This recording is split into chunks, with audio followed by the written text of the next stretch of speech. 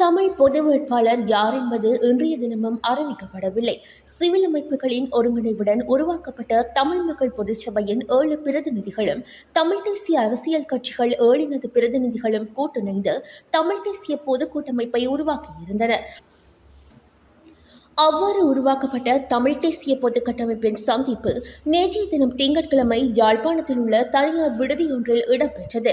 மதியம் 1 மணியளவில் ஆரம்பமான கூட்டம் மாலை 5 மணி வரையான சுமார் 4 மணி நேரத்திற்கு மேலாக கூட்டம் இடம்பெற்ற நிலையில் முடிவுகள் எதுவும் எட்டப்படாத நிலையில் சந்திப்பு நிறைவுற்றுள்ளது. எதிர்வரும் வியாழக்கிழமைக்கு முன்னர் தமிழ் பொது வேட்பாளர்களின் பெயர் அறிவிக்கப்படும் என தெரிவிக்கப்பட்டுள்ளது.